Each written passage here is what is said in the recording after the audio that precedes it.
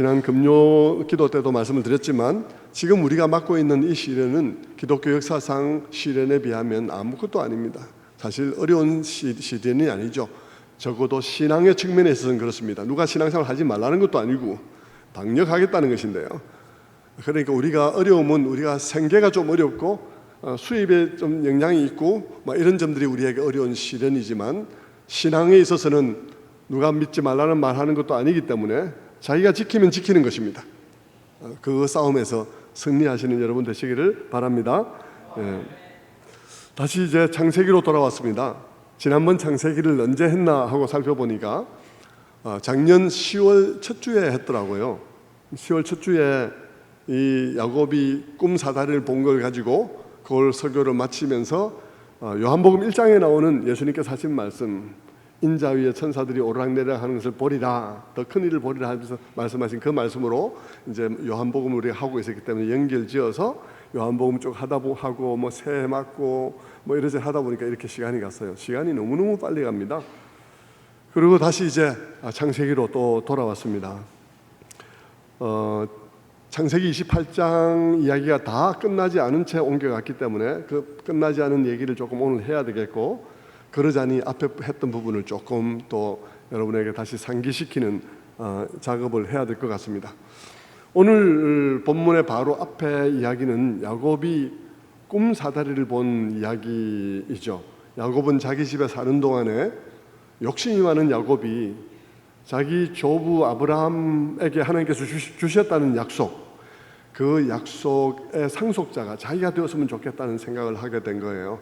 그래서 여러 가지 방식으로 그 복을 차지하기 위해서 형도 속이고 아버지도 속이고 심지어 연극까지 하면서 끝내는, 아버지가 마지막으로 그 형에게 축복 기도를 하려고 하는 그것을 알아채고는 변장을 해서 들어가서 형이 받을 축복의 기도를 자기가 받고 말았죠.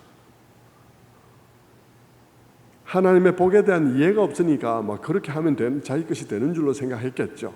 그러고는 기도를 마치고 나오니까 일이 엉망진창이 된 거예요. 형이 돌아가지고 이제 너무 화가 난 거죠. 지금까지 동생에게 당해온 것도 너무 화가 나는데 또 이 동생이 그랬으니까 너무 화가 나서 형의 눈에 살기가 도는 것입니다. 여러분, 우리는 종종 그럴 때 있습니다. 어떤 죄를 저지르기 전에는요, 그 죄가 막 우리를 몰아가는 듯해서 마치 안 하면 무슨 큰일 난 듯이 이렇게 해서 그냥 금단 현상 생긴 것처럼 안절부절하면서 결국 해버려요. 해버리고 나면 인생이 엉망진창이 되는 경우들이 너무 많습니다. 이 야곱의 경우 안 했어야 되는 일을 자기 마음속의 충동, 이거 내가 차지해야 되겠다는 생각에서 하고 나니까 인생이 돌이킬 수 없는 상황이 되어버린 것입니다. 그는 형이 자기를 이제 죽이려고 드니까 이제 멀리 있는 하란에 있는 외삼촌의 집으로 도망을 가게 되었습니다. 그 먼 길 가다 보면 들판에서 잠을 자게 되는 날들이 수없이 많이 있을 수밖에 없죠. 그렇게 해서 어느 날 들판에서 밤중에 잠을 자는데 하나님께서 꿈에 그에게 나타나셨어요. 그런데 꿈을 꾸는데 하늘로부터 사다리가 내려와서 자기가 잠자는 곳에 딱 이렇게 사다리가 세워진 것입니다.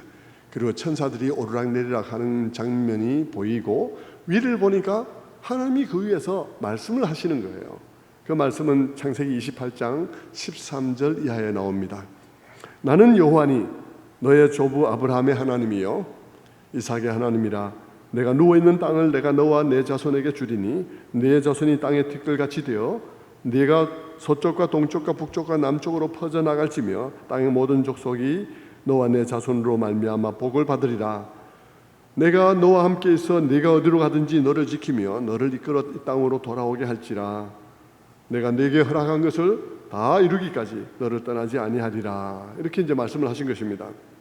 그 내용을 이제 그냥 요약을 해서 보면 내가 지켜줄 것이다, 내가 인도해 줄 것이다, 내가 너에게 내가 조부에게 준 약속을 성취하게 할 것이다, 그렇게 이제 약속을 하신 거예요. 저는 10개월 전에 이 본문의 말씀을 전하면서 중요한 말씀을 하나 드렸는데요. 그것은 뭐냐 그러면 이 야곱의 사다리는 바벨탑 사건에 대한 하나님의 대답이다 하는 말씀을 드렸습니다. 바벨탑 사건에 대한 하나님의 대답이다. 무슨 말이냐 그러면요, 바벨탑 사건은 바벨탑을 지은 사람들만 바벨탑을 쌓고 있는 게 아니에요. 바벨탑은 이 세상의 모든 사람이 바벨탑을 쌓고 있는 것입니다. 어떤 그 탑은 뭐냐 그러면 사람들이 다 자기의 능력으로 자기의 안전을 도모하고 자기의 명성을 꾀하고 자기의 존재감과 그런 성공을 도모하려고 하는 것이 바벨탑인 것입니다. 바벨탑이 하늘에까지 닿지 않은 말은 우리가 하늘에 올라가서 하나님을 패하고 우리가 이제 하나님 된다 이 말입니다. 첨단 과학과 동원해서 우리가 하나님 필요 없는 세상을 열겠다 이런 이야기죠.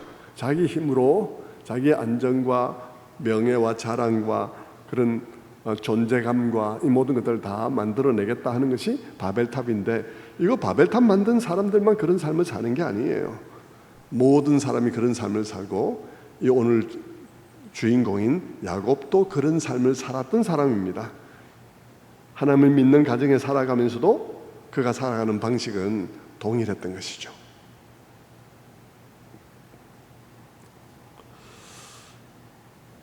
그것에 대한 하나님의 대답이 바벨탑 사건이다 하는 것입니다. 여러분, 바벨탑 사건은 그런 사건인데 그렇게 자기들의 힘으로 이렇게 우리가 공동체를 만들자, 우리가 공동체를 만들어서 대를 하늘까지 닿게 쌓고는 거기서 이름을 얻고 우리가 안전을 얻고 그렇게 하자 하면서 사람들이 똘똘 뭉친 것입니다. 그런데 여러분, 아브라함이 살아가던 그 시대는 지금으로 예수님이 오시기 전에 한 2100년 전쯤 말씀이에요. 2100년 전쯤의 시대죠. 지금으로부터 말하자면 4100년 정도 되는 그런 시간입니다. 청동기 시대 초입입니다. 당시의 대부분의 사람들은 농사를 짓거나 목축을 했습니다. 여러분, 그런 시대를 한번 생각해 보십시오. 4100년 전 대부분의 사람들이 농사를 짓는 그런 때, 목축을 하는 그런 때, 사람들이 비전을 가진 사람들이 있었겠습니까? 비전을 사람들이 가지고 있었을까요? 비전을 가진 사람들은 거의 없었을 거예요. 그냥 사람들은 사는 대로 살아갔을 것입니다. 그냥 사는 대로 살다가 죽었겠죠. 그런 거를 생각해 보면요, 이 바벨탑을 쌓은 사람들은 정말 대단한 사람들이에요. 그 시대에 우리가 성을 쌓고 대를 하늘까지 쌓아서 우리의 이름을 내고 우리의 안전을 도모하며 우리가 세상 속에서 어떤 존재인지 존재감을 드러내자, 그 기치 하나로 사람들을 모아서 그렇게 공동체를 만들어서 갔다니까 그 사람은 대단한 사람인 것입니다. 요즘도 그런 사람이 있다면 정말 대단하겠죠. 정말 대단한 사람이죠. 그런데 여러분, 그들은 그런 탁월한 리더들이었지만 그런 탁월한 리더들의 탁월한 비전도 하나님이 없이는 혼란에 빠지고 말더라는 것입니다. 인간의 철학과 인간의 경영, 인간의 도모만으로는 인간의 근본적인 안전과 또 존재의 의미와 또 그런 것들이 보장이 되지, 샬롬이 보장이 되지 않더라는 것입니다. 아브라함을 부르신 것은 바로 그 다음입니다. 하나님이 부르신 아브라함은,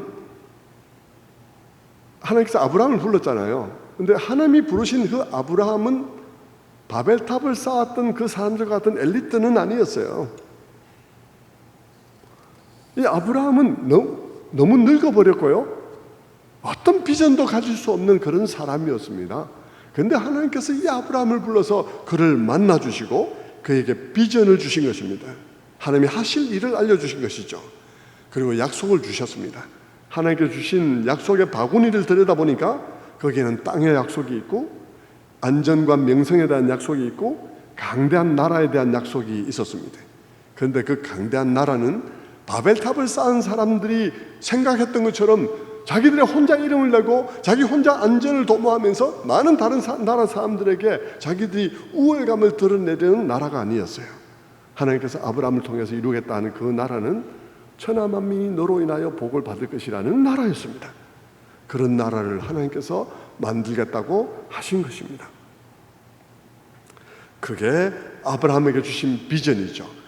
아브라함은 아무 비전도 꿈도 꿀 수 없는 그런 상태에서 하나님을 만나니까 꿈이 생긴 것입니다. 비전이 생긴 거예요. 여러분, 그 꿈과 그 비전을 한번 생각해 보십시오. 그 꿈과 비전이 4100년 전에 목축을 하든 혹은 농사를 짓든 어떤 사람이 꿀 수 있는 꿈입니까? 꿀 수 없는 꿈이에요. 꿀 수 없는 꿈인데 한 인간이 하나님을 만나니까 꿈을 꾸게 되는 것입니다.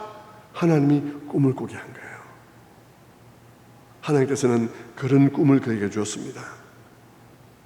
지금도 여러분 코로나 상황 속에서 우리가 뭘 하나 꿈을 꿀 수 있습니다. 여러분 정말 세상을 새롭게 하고 뭔가 세상에 살맛나게 하는 꿈을 꿀 수 있습니다. 저도 제 마음속에 생각하며 기도하면서 한번 생각해보고 있는 것들이 있어요.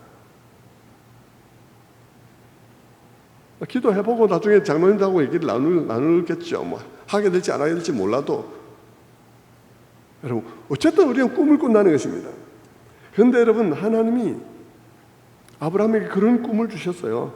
그 꿈은 아브라함이 다 알고 꿈꾸기에는 너무 큰 꿈이었어요. 당신은 물론이고 어느 때라도 그 꿈을 다 이해할 수 있는 사람은 없었어요. 각자 그저 자기 시대에 자기 수준에서 이해된 만큼을 가지고 그 꿈을 붙잡고 살아간 거예요. 아브라함으로서는 그저 그 꿈을 다 이해할 수 없으니까 그저 자기가 이해할 수 있는 만큼만 붙잡았는데 그게 뭐냐 그러면 땅 주신단다, 아들 주신대, 뭐 이게 그거 자기가 이해한 것이죠.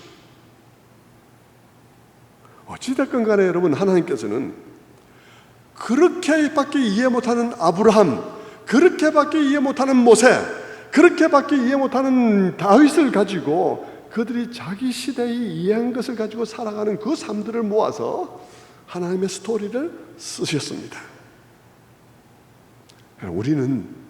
우리 각자 우리 시대에 이해되어진 하나님의 뜻을 가지고 하루하루를 살아가는 것이에요. 그리고 하나님께서는 그 하루하루를 모아서 하나님의 귀한 뜻을 이루어 가시는 것입니다. 우리의 삶은 거기에 위치해 있습니다. 여러분은 절대 하나님 아니에요. 지나치게 생각하지 마세요. 그리고 여러분은 아무것도 아닌 것도 아니에요. 하나님이 우리를 만나 주실 때 우리는 그 꿈을 꾸면서 우리에게 이해되어진 그 하나님 나라, 우리에게 이해되어진 그 하나님의 계획을 가지고 살아가면 우리가 살아간 그 하루하루를 가지고 하나님께서 자기의 스토리를 쓰는 거예요. 아브라함은 그렇게 갈대아 우르를 떠났습니다. 물론 그 일은 어려운 일이에요. 갈대아 우르를 떠나는 거, 본토 친척 아비 집을 떠나는 게 쉽겠습니까? 어렵죠. 그런데 여러분 그 이후의 과정을 쭉 보면요, 갈대아 우르를 떠나는 것은 오히려 쉬운 일이었어요. 오히려 그 이후를 살아가면서 갈대아 우르의 사고방식, 갈대아 우르의 생각, 그들의 가치관을 떠나는 일은 너무너무 어렵다는 사실을 알게 되는 것이죠. 그걸 생각해 보면 갈대아 우르를 떠나는 것은 너무 쉬운 것이었다는 사실을 알게 됩니다. 그는 갈대아 우르를 떠나고 난 다음에도 그래서 그의 삶 속에는 갈대아 우르의 방식이 떠났는데도 자꾸 나오는 거예요. 걸핏하면 거짓말해요. 내 아내가 누이라고 말을 하고, 그리고 또 바벨론 갈대아 우르의 방식으로 하나님께서 약속해 주셨는데도 불구하고 여종을 통해서 자식을 낳아버리잖아요. 그러는 것입니다. 여러분, 우리도 그렇습니다. 우리도 몸은 떠나도 우리 안에 가치관이 바벨을 떠나기가 쉽지가 않아요. 제가 전에 설교할 때도 10개월 전에 설교할 때도 그 얘기 했는데, 제가 처음 목회를 시작했을 때 저는 그것을 절감했습니다. 제가 직장생활을 하다가요, 잘 다니는 직장을 떠났잖아요. 제가 계획을 하고 이렇게 직장생활을 하고는 계획한 만큼 하고는 이제 직장을 떠났는데, 안정된 직장을 떠나는 일, 그것도 어렵지만 그건 오히려 쉬운 일이었다는 사실을 나중에 알게 되었다고 말씀을 드렸지 않습니까? 직장을 떠나는 건요 쉬워요. 사표 쓰면 떠나니까. 사표만 쓰면 떠나지잖아요. 딱 사표 쓰면 그 다음부터는 그냥 끝이에요. 갈라 해도 갈 수도 없어. 떠나요. 그냥 떠난 거예요.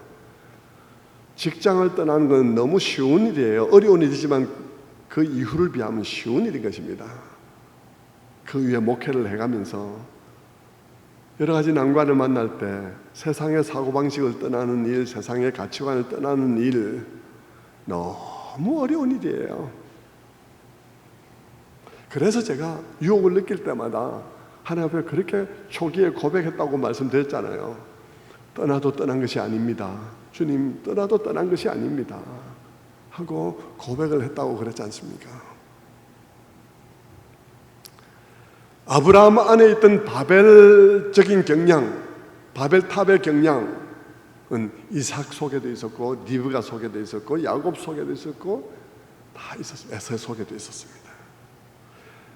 이삭과 리브가와 야곱은 믿음의 가정을 이루고 살면서도 하나님께 복을 받아야 한다고 하면서도 복을 받으려는 방식은 세상 방식이었어요. 우리도 요즘 그렇습니다, 여러분. 사람들은 내가 하나님의 복을 받아야 되겠다라고 하나님의 복, 하나님께 주시는 복 이렇게 말만 하면 여러분이 바벨 공동체하고는 상관이 없는 것으로 생각하는 사람들이 있는데, 여러분들 중에서도 복을 받겠다고 하면서도, 하나님께 복을 받겠다고 하면서도 그렇게만 말하면 내가 제대로 된 신자인 줄 아는 사람 너무 많아요. 복을 받겠다는 방식은 보면 제멋대로야. 하나님을 무슨 도둑질의 동업자를 만들려고 하는 사람도 너무 많아요.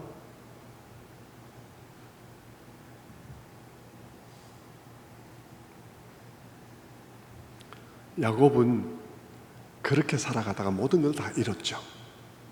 그리고는 결국 그의 아버지의 집을 떠나고 약속의 땅도 떠나야 했습니다. 그렇게 광야 길을 가면서 노숙자가 된 어느 날, 이제는 꿈도 꿀 수 없는 사람이 되었죠. 그는 아버지의 집을 떠나고 하나님이 약속한 그 땅도 떠났으니까 그는 이제 꿈도 꿀 수 없는 노숙자가 되었는데, 하나님께서 그 노숙자 된 야곱을 찾아오신 것입니다. 그리고 그를 격려하기 위해서 보내준 것이 꿈사다리예요. 야곱이 있는 그곳에 하늘로부터 사다리가 내려온 것입니다. 그리고는 그 꼭대기에서 말씀해 주셨습니다. 야곱아, 네가 그렇게 받기 원했던 그 약속, 그 복, 내가 너를 통해서 이루어지게 하겠다. 아브라함에게 준 약속을 내가 너에게 다 주겠다. 다시 말하면 그 안전에 대한 약속, 명성에 대한 약속, 큰 나라를 이룰 것이라는 약속, 그것을 통해서 온 세상이 복을 받을 것이라는 약속, 내가 너에게 주겠다. 그리고 내가 어디로 가든지 너와 함께하고 이 땅으로 돌아오게 하겠다. 하나님께서 말씀해 주셨습니다. 야곱은 혼자 있는 게 아니었어요. 여러분, 그도 이제는 꿈을 꾸게 된 것입니다. 꿈을 꿀 수 없게 되었는데 그도 거기서 하나님을 만나고 난 다음에 꿈을 꾸게 된 것이에요. 여러분, 하나님을 만나면 꿈이 생깁니다. 여러분 모두에게 하나님이 만나지기를 바랍니다. 그래서 요엘 선지자가 그렇게 말했잖아요. 내가 내 영을 만민에게 부어줄 것이니 너희 자녀들이 장래일을 말할 것이고, 그러면서 이런 말씀을 했잖아요. 그래서 우리가 이것을 노래로 만들어서 부르지 않습니까? 어떤 노래를 부릅니까? 마지막 날에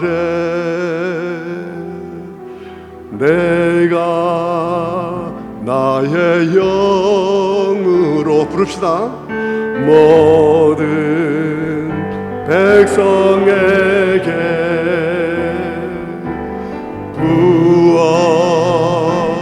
부어주리라. 자녀들은 예언할 것이고, 청년들은 환상을 보고, 아비들은 꿈을 꾸리라. 주의 영이 임하면 아비들은 꿈을 꾸리라. 주의 영이 임하면. 여러분, 이렇게 모두가 꿈꿀 수 없는 시대에 하나님을 만나는 놀라운 축복이 있기를 바랍니다. 꿈을 꾸게 되기를 바랍니다. 근데 오늘 본문을 보면 야곱은 하나님을 만났을 때 심히 놀랐다고 우리 본문 앞에 보면 나와요. 여호와께서 과연 여기 계시길 내가 알지 못하였도다. 두렵도다 이곳이여. 이곳은 다름 아닌 하나님의 집이요 이는 하늘의 문이로다. 여러분, 지난번에 설교할 때 창세기를 보면 하나님을 만난 사건이 여러 번 나오지만 놀랐다는 이야기를 하고 있는 데는 한 군데도 나오지 않습니다. 그런데 동일한 저자가 한 번도 그 말을 하지 않다가 놀랐다는 말을 여기다 썼다는 것은 굉장히 파격이에요. 그런 파격은 의미 없이 저자가 사용하지 않습니다. 야곱이 놀랐다는 말은 무엇을 우리에게 말해주고자 하는 것이냐 그러면 야곱이 기대도 안 했다는 것입니다. 야곱이 놀란 것은 하나님 만났으니까 놀란 게 아니에요. 그러면 앞에도 다 놀랐다는 얘기가 나와야죠. 근데 앞에 놀랐다는 얘기 하나도 없었거든요. 하나님 만났을 때. 그런데 여기 놀랐다고 하는 것은 어떤 특이한 점이 있냐 그러면 여기는 야곱이 하나님을 만날 거라고 상상을 안 해본 거예요. 그는 하나님의 축복하고는 끝났다고 생각한 것이죠. 그런데 그가 이 들판에서 하나님을 만났고 하나님이 그에게 네가 받고자 했던 그 복을 내가 너에게 주겠다고 말하는 것입니다. 스스로 생각할 때는 나는 끝났어, 나는 망해서 싸. 그러면서 자기는 이제 하나님의 축복과는 아무런 상관이 없는 비열한 존재라고 생각하고 있는 그때에 하나님께서 그 부도덕한 자에게 나타나셔서 은혜를 부어주신 것입니다. 성도 여러분, 이것이 구약에 나타난 황홀한 복음인 것입니다. 복음이 뭐냐? 은혜가 뭐냐? 구원받을 자격이 없는 자에게 부어진 하나님의 은혜, 그것에 관한 이야기가 복음이에요. 은혜는 바로 그런 거예요. 그런 자에게 베풀으신 하나님의 선하신 마음, 그것이 복음인 것이죠. 다 잃어버렸다고 생각했는데 하나님께서 오히려 그를 찾아오신 거예요. 그리고 그토록 받고 싶었던 복을 그에게 준 것입니다. 다 잃어버렸다고 생각했는데, 그런데 여러분, 그 복은 그가 원해서 준 것도 아니에요. 그가 노력해서 이룬 것도 아니에요. 여기 오늘 그 복은 어떻게 그에게 주어집니까? 그가 원해서 주어지는 것도 아니고 노력해서 얻어진 것도 아니고 하나님께서 그에게 은혜로 주시는 것입니다. 그런 의미에 있어서 야곱의 인생은 우리들에게 은혜가 무엇인지를 설명해 주는 일생입니다. 그런데 우리는 이 은혜라는 이거 값없이 주시는 하나님의 호의, 하나님의 선의를 우리는 잘 이해를 하지 못하기 때문에 많은 설교자들이 이 야곱의 이야기를 하면서 이 이야기를 약간 구부리는 거예요. 왜냐하면 야곱이 복받은 것에 대해서 이해를 잘 못하니까 성경이 뭘 말하고 있는지를 잘 캐치를 못해요. 그래서 사람들이 뭐라고 말하느냐 그러면 이게 야곱이 복받았잖아. 야곱이 복받은 것은 그래도 그가 뭐 사기도 치고 이렇게 했지만 그래도 하나님의 복을 사모한 것은 야곱이잖아. 그러니까 야곱이 복받았지. 이렇게 말하는 것입니다. 아니에요, 여러분. 그렇게 말하면 부도덕한 짓을 해도 하나님의 복을 사모하기만 하면 된다는 말이 되는데 그럴 수는 없어요.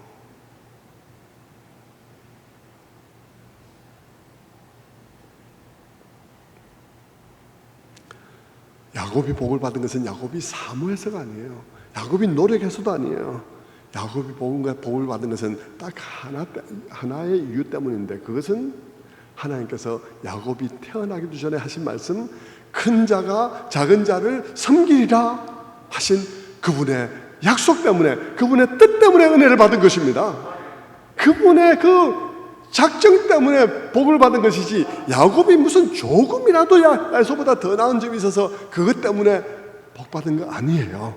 절대 아닙니다. 절대 아닙니다. 하나님은 야곱이 걸음마도 하기 전에 아직 복중에 있을 때 말씀하셨다고요. 큰 자가 작은 자를 섬기리라고 이미 그때 말씀하셨다니까요.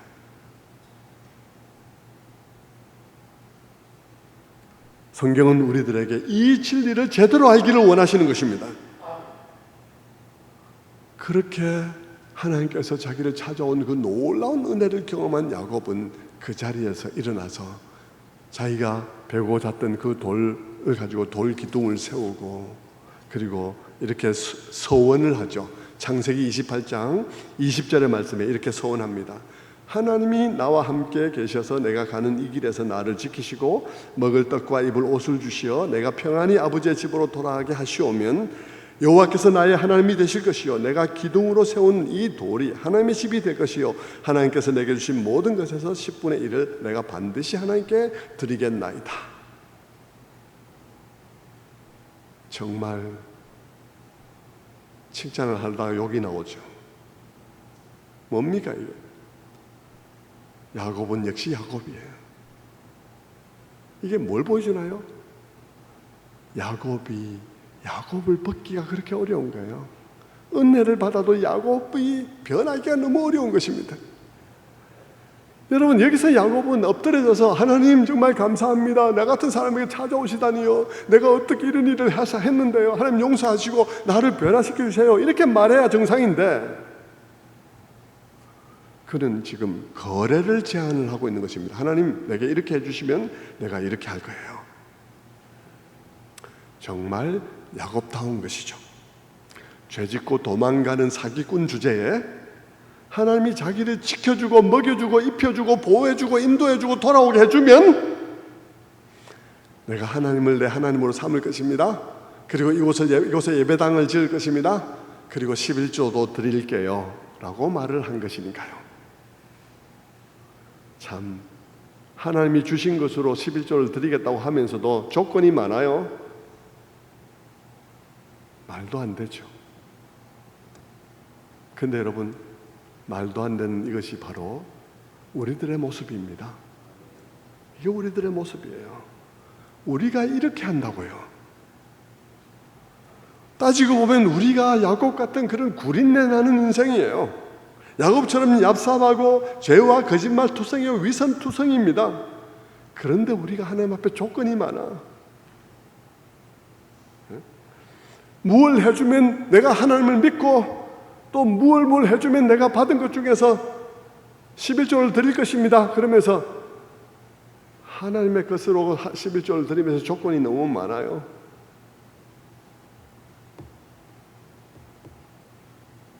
야곱의 이런 모습은 우리에게 뭘 보여주십니까? 야곱의 이런 모습은 우리들에게 갈 길이 멀구나, 진짜 갈 길이 멀다 하는 것을 보여줍니다. 우리 인간이 갈 길이 멀다는 것입니다. 우리 인간이 갈 길이 멀어요. 은혜를 체험해도 한 번에 변하기는 어렵다는 것입니다. 은혜를 체험해도 인격이 변하는 데는 많은 시간이 걸린다는 것입니다. 그런데 여러분, 성경에서 정말 놀라운 것은 그런 야곱을 나무라지 않고 용납하고 사랑한다는 것입니다. 그 이기적이고 타산적인 야곱을 말입니다. 그리고 그 야곱의 이야기는 우리들에게 희망이 됩니다. 그런 야곱의 이야기를 들으면서 우리는 생각하게 되죠. 그리고 깨닫게 됩니다. 아, 하나님이 우리도 그렇게 사랑하시겠구나. 하나님이 우리도 그렇게 사랑하시겠구나 하고 깨닫게 되죠. 희망을 가지게 되는 것입니다. 기대하게 되는 것입니다. 성도 여러분, 이것이 성경에서 우리가 포착해야 되는 메시지입니다. 그래서 우리가 노래를 부르게 되는 것이죠. 어떤 노래를 부르나요? 날 사랑하신, 날 사랑하신, 날 사랑하신 성령의 성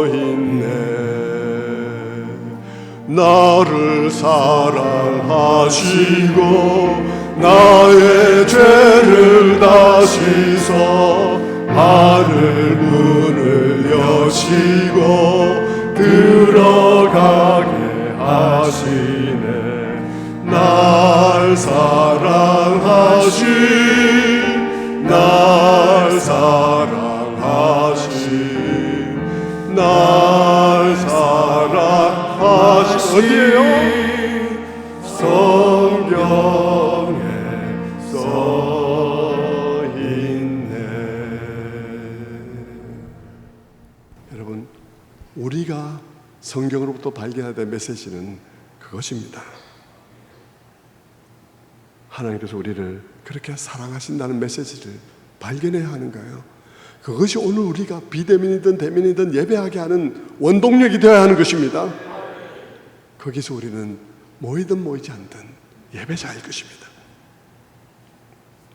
하나님께서 이런 야곱을 용납하시고 사랑하심은 그래도 괜찮다는 말을 하는 것이 아닙니다. 하나님께서 야곱의 변화에 함께 하시겠다는 것입니다. 그 과정에 함께 하시겠다는 거예요. 아직도 갈 길이 먼 야곱, 아직도 긴 세월이 필요한 야곱의 변화의 과정에 하나님께서 함께 하시겠다는 것입니다. 성도 여러분, 자녀를 삼는다는 것은 그런 과정 아닌가요? 자녀를 삼는다는 것은 그 과정에 함께 한다는 뜻입니다. 하나님께서 야곱을 자녀로 선택하신 그 선택은 선택함으로 끝나는 선택이 아닙니다. 그것은 하나님께서 그를 택하실 때 정하신 목표를 달성하기까지 끝까지 함께 하신다는 선택입니다. 그런 가운데 그 시간 속에서 야곱이 정말 말도 안 되는 변화를 하죠. 정말 11조를 약속을 하는데, 하나님 것으로 11조를 약속하는데 말도 안 되는 그런 조건을 달아요. 우리들처럼 말도 안 되는 조건을 달아요. 그리고 마치 자기가 하나님을 믿어주는 것이 큰 선심이라도 쓰는 듯이 그렇게 조건을 답니다. 이렇게 해주면 내가 하나님을 믿을 것입니다 라고 조건을 답니다. 그런데 여러분, 하나님께서는 마치 부모가 우리 어린 자녀의 순이기적인 그런 작은 변화들을 보면서도 그 속에서 작은 성장을 발견하며 기뻐하듯이, 여러분, 이 사기꾼 야곱의 이 작은 변화, 지금까지 무엇이든지 움키지 않으면 속이 풀리지 않고 무엇이든지 남의 것을 뺏어야 직성이 풀리던 그가 그래도 말도 안 되는 방식으로 하나님께 11조를 드릴게요 라고 말하는 이 모습을 보면서도, 말도 안 되는 모습을 보면서도 하나님께서 기뻐하시는 것입니다.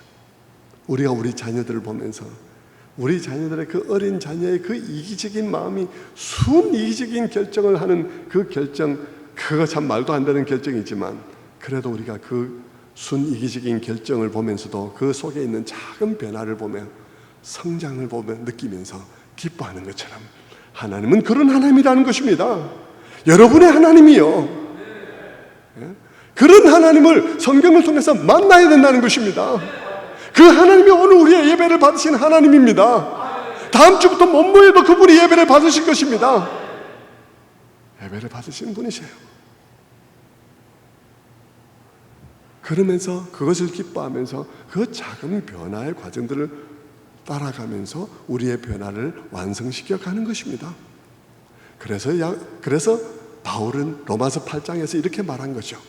8장 29절에 하나님이 미리 아신 자들을 또한 그 아들의 형상을 본받게 하기 위하여 미리 정해놓으신 목표를 다 정했어요. 정했으니 미리 정하신 그들을 또한 부르시고 부르신 그들을 또한 의롭다 하시고 의롭다 하신 그들을 또한 영원하게 하셨느니라.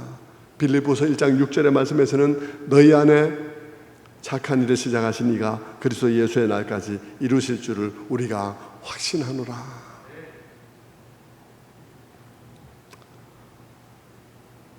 그런 것이죠. 이 은혜를 체험한 야곱, 그 자리에 작은 돌단을 만듭니다. 그리고 그 위에 기름을 붓죠. 그것이 야곱이 은혜를 체험한 후에 세운 기념비입니다. 그가 다음에 거기로 돌아오게 되면 이곳에 돌아와서 예배할 것이라고 다짐을 해봅니다. 아니 다음에 이곳에 돌아오기 이전에도 여러분 외삼촌 집에서 어려움을 당하거나 자기가 넘어질 때마다 마음으로는 이곳에 찾아와서 이곳에서 만나준 하나님을 기억할 것입니다. 그런 기념비적인 사건이 있는 곳이 바로 이곳입니다. 앞으로도 많이 실패할 것입니다. 은혜 받는다고 당장 옛 야곱이 딴 데 가는 것 아니니까 앞으로도 많이 실패할 거예요. 하나님께서 그를 어디로 가나 지킬 것이라고 말씀하시고 그를 돌아오게 할 것이라고, 안전하게 지키고 돌아오게 할 것이라고 약속해 주셨음에도 불구하고 그는 위기가 닥칠 때마다 약속 온데간데 없이 옛날 야곱이 나와갖고 설칠 것입니다. 옛 습관은 쉽게 죽지 않습니다. 성화는 그렇게 우리의 전 생애가 필요한 길고 긴 과정입니다. 그리고 그 성화는 끝내 이 세상에서 완성되지 않을 것입니다. 우리는 끝까지 불완전할 것입니다.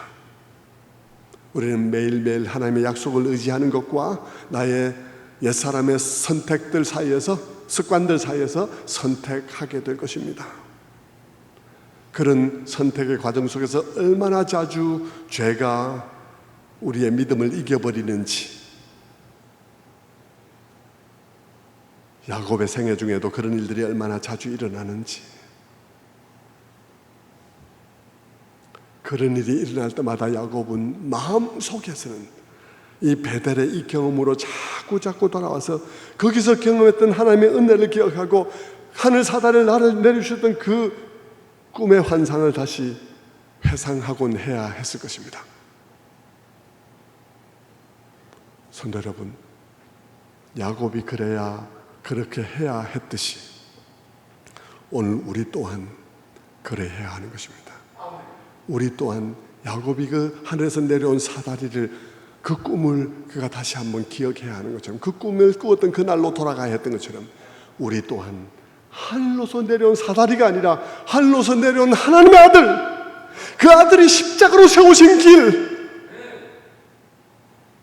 그 아들이 십자가로 세우신 그 길이 하늘로 열렸던 그것을 기억하면서 그 자리로 돌아와야 할 것입니다.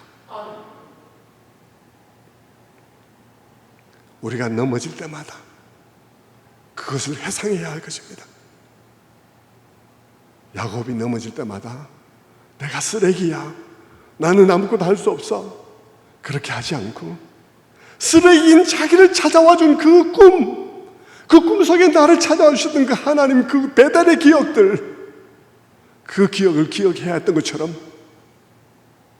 우리도 우리가 실패할 때 실패한 나를 바라보지 말고, 율법을 바라보지 말고, 너 또 실패했지 라고 말하는 율법을 바라보지 말고 하늘로부터 내게 있는 곳에 내려온 그 예수 그리스도, 그분의 십자가, 그것을 바라봐야 한다는 것입니다. 그게 복음입니다. 복음이 우리를 세우는 것입니다.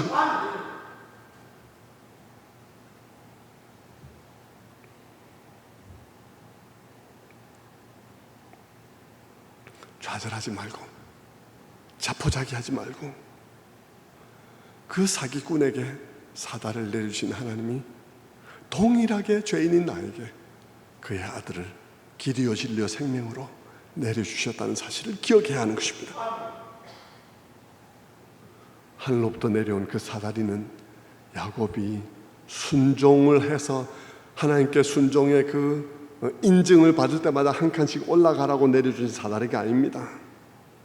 그 사다리는 하나님께서 너가 천국 들어오시도록 내가 내려가겠다는 사다리입니다. 내가 내려가겠다는 사다리예요. 야곱에게는 그것을 기억하는 것, 이 돌단을 쌓는 것이 야곱에게는 성찬 예식입니다. 그것이 야곱의 성찬이에요. 오늘 설교의 제목은 그렇게 바꿔주세요. 야곱의 성찬이라고. 야곱의 성찬이라고요. 야곱의 성찬이에요. 그에게 성찬은 이 돌단을 쌓은 것이죠. 우리가 성찬이 그것을 기념하는 것처럼, 예수 그리스도께서 우리에게 오셔서 길과 진리로 생명 되신 것을 기념하는 것처럼, 여러분, 야곱에게는 이 돌단이 그에게는 성찬인 것입니다.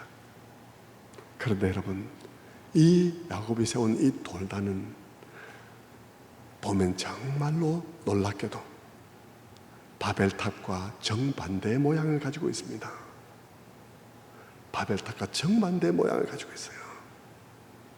웅장하게 쌓아올린 바벨탑과는 정반대로 인간이 자기를 과시하고 자기를 사랑하고 자기 이름을 내며 그렇게 안정과 명예와 존재감을 획득하려고 했던 그 인간들의 그런 웅장한 바벨탑과는 정반대예요. 야곱은 그런 바벨탑을 쌓으면서 살아왔죠. 그런데 여러분, 지금 야곱이 쌓은 것은 뭡니까? 그게 돌기둥을 세웠습니다. 성경이 돌기둥이라 했지만 여러분 생각해 보세요. 기둥은 무슨 기둥이요? 기둥은 무슨 기둥? 돌로 베개를 했던 것인데 베개를 했던 돌이 얼마나 하겠습니까? 여러분 요만하지. 기둥 아닙니다. 여러분 요만한 돌입니다. 그 돌을 세로로 세우고는 세운 것이에요. 여러분 이 모습이 육신을 입고 온 예수 그리스도의 그 겸허한 모습하고 너무 닮지 않았나요? 예? 너무 닮지 않았습니까? 그는 그렇게 돌을 세웠습니다. 작은 돌을. 그리고 어떻게 했나요? 그 위에다 기름을 부었습니다. 이 기름을 붓는 행위 무엇을 상징하겠습니까? 그는 이것을 통해서 뭘 보여주고 있습니까? 뭘 고백합니까? 내 인생에는 위로부터 은혜가 와야 된다. 복이 어디로부터 와야 되는지를 고백하고 있는 것입니다. 위로부터 와야 한다는 것을 고백하는 것입니다. 바벨탑을 추구했던 자기의 인생에 무엇이 빠져 있는지를 본 것입니다. 나의 모든 노력, 나의 모든 근면함, 모든 것 위에 하나님의 은혜가 있어야 된다는 것입니다. 하나님의 은혜가. 근데 여러분, 야곱이 드린 이 재단 쌓고 드린 이 예배가 여러분 성경 속에 야곱에 드린 예배로서 첫 번째로 처음 기록되는 예배입니다. 그런데 여러분, 야곱이 제사를 안 지냈다고 생각할 수 있겠습니까? 그런 생각을 할 수 없어요. 아버지가 다 믿는 사람인데 그럴 리는 없죠. 그런데 여기에 처음으로 기록되어 있습니다. 무슨 뜻이겠습니까? 이전의 예배는 예배가 아니라는 것입니다. 이전의 예배는 종교 행위였다는 것입니다.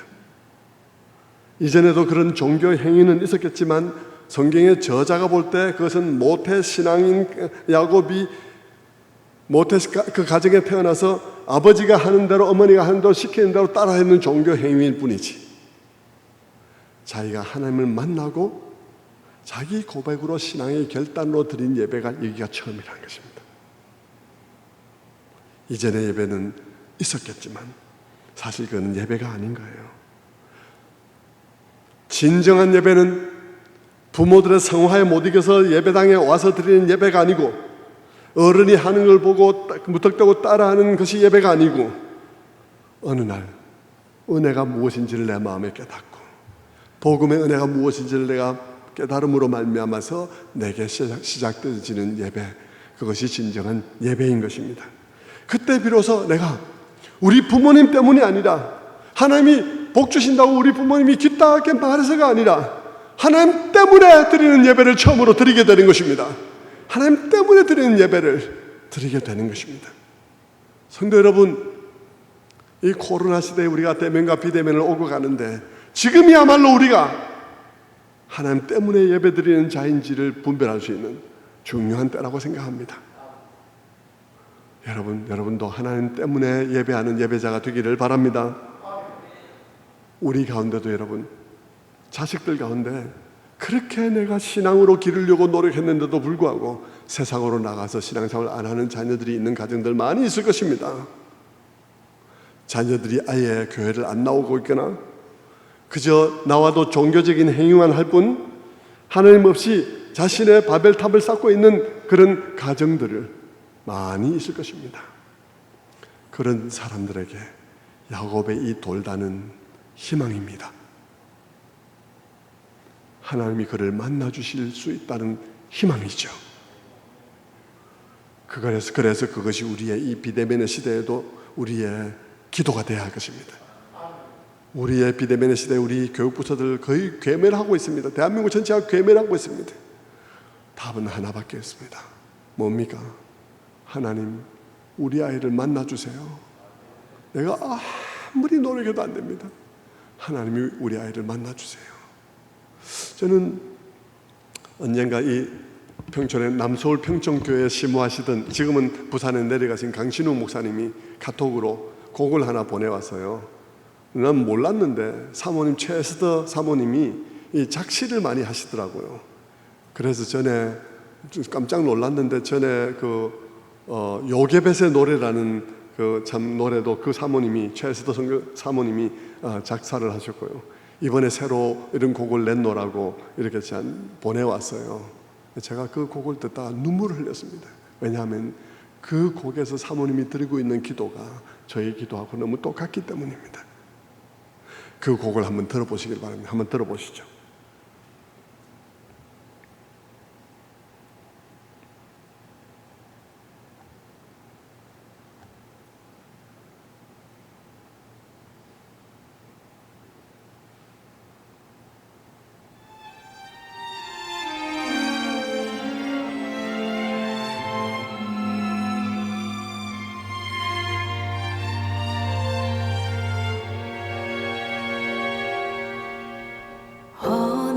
주님 내게 물으셨지 내가 무엇 해주길 원하느냐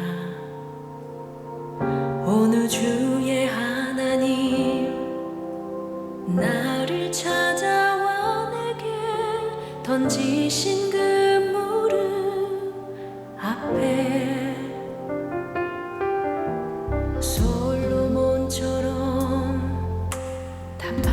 싶었지 하지만 뭐라 말해야 할지 몰랐어 난 그저 엄마일 뿐 아이의 손을 잡고 안개 속을 걸어가는 듯했어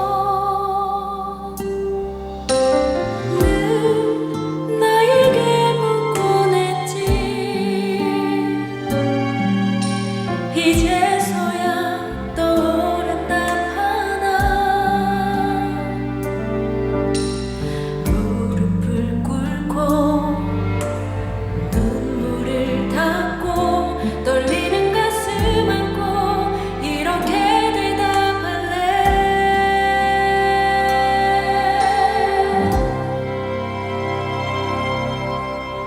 이 아이들을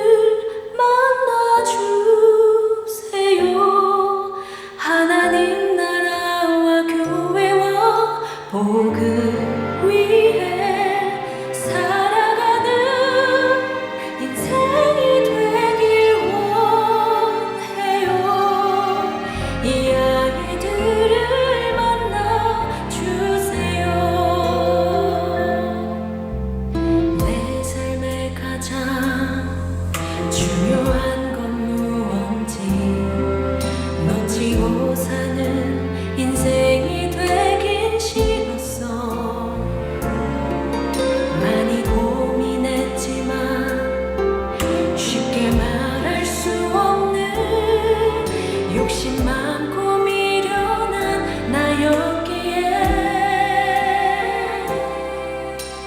늘 나에게 묻곤 했지 이제서야 떠오른 답 하나 무릎을 꿇고 눈물을 닦고 떨리는 가슴 안고 이렇게 대답할래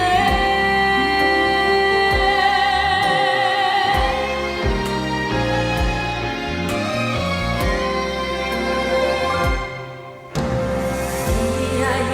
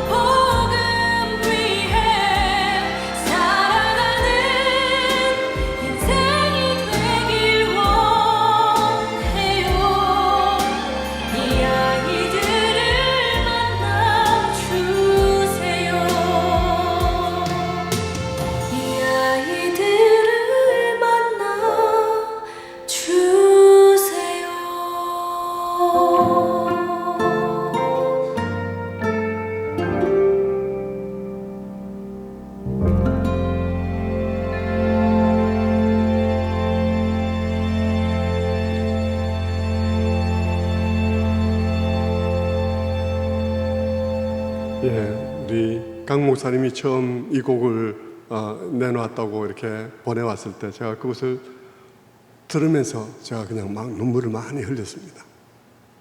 제가 강 목사님에게 목사님 이 노래는 저의 기도이기도 합니다. 사모님의 기도, 그 가정의 기도이기도 하면서 그렇습니다. 그렇게 얘기를 했죠. 왜냐하면 제가 알기 때문에요.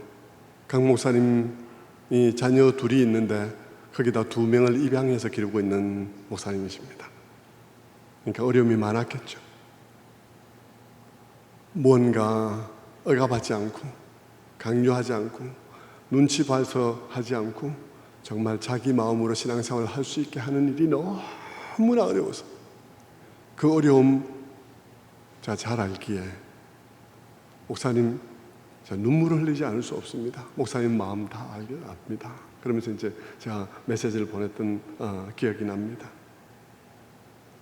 성도 여러분, 지금은 우리의 다음 세대를 다 잃어버릴 수 있는 위험한 시간입니다. 우리가 기도회를 제대로 모일 수도 없지만 모였을 때는 모여주시고요. 또 집에서 기도할 때는 기도해 주시고 기도해 주세요. 여러분 성격할 수 없습니다. 하나님, 우리 아이도 하나님 때문에 예배할 수 있게 도와주세요. 엄마 때문이 아니라, 아빠가 장로라서가 아니라, 아빠가 목사라서가 아니라 하나님 때문에, 하나님이 자기를 얼마나 사랑하시는지를 알고 하나님 때문에 하나님 앞에 돌단을 쌓을 수 있도록 우리 아이를 만나주세요. 그렇게 기도할 수 있게 되기를 바랍니다. 그리고 여러분들은 어떻습니까? 오늘 여러분들은 하나님 때문에 예배하고 있습니까? 오늘 여러분이 예배하는 이유는 무엇입니까? 부모님 때로부터 깊게 들어온 그것 때문에 예배를 드리고 있습니까? 아니면 무엇을 바라는 게 있었습니까? 열심히 여러분들이 예배 드리면 내 자식이 좋은 학교 갈 것 같아서 그렇습니까? 아니면 하나님 때문입니까?